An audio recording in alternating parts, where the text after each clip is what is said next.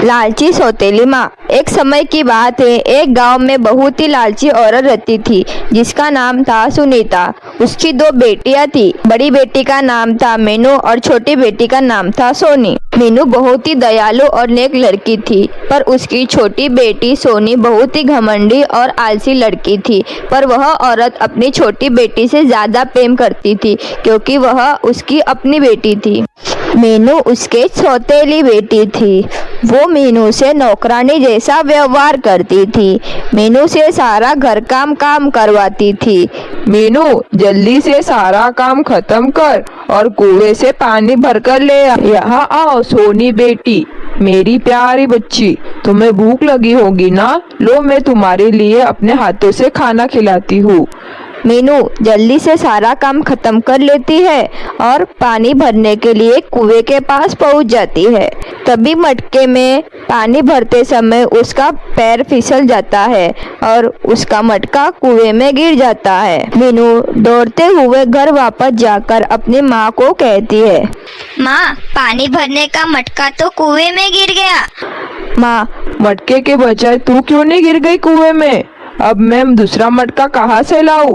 जा, उस मटके को कुएं से वापस निकाल कर ले आ। उसके बिना घर वापस मत आइयो। मीनू रोते रोते कुएं के पास पहुंच जाती है। मटके को कुएं से बाहर निकालने के लिए वो काफी कोशिश करती है, पर नाकाम हो जाती है। अब मीनू खुद कुएं में जाने का फैसला करती है। मीनू फिर कुएं में कूद जाती है। जब वो अपनी आंखें खोलती है तो अपने आप को वो एक हरे भरे घास के मैदान में पाती है। उस मैदान के चारों तरफ रंग बिरंगे खूबसूरत फूल खिले हुए थे। अरे, मैं कहाँ आ गई हूँ? ये तो बहुत सुंदर जगह है। मैं कोई सपना तो नहीं देख रही हूँ। ये कहते हुए मीनू आगे चलती है।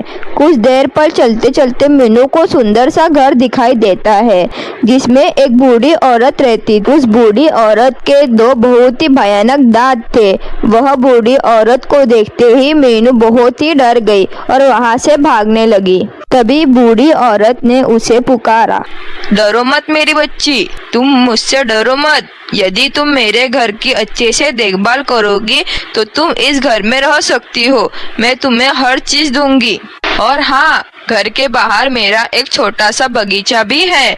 बगीचे में लगे सारे पेड़ पौधों को सही समय पर पानी भी देना होगा ताकि वो मुरझाए नहीं। बूढ़ी औरत ने इतने प्यार से बात की तो मीनू वहाँ रुकने के लिए सहमत हो जाती है।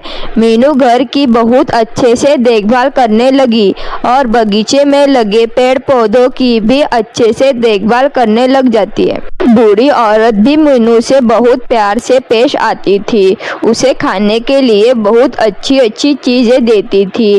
कुछ दिन रुकने के बाद मीनू को अपने घर की याद आने लगी। आपसे मुझे ढेर सारा प्यार मिला।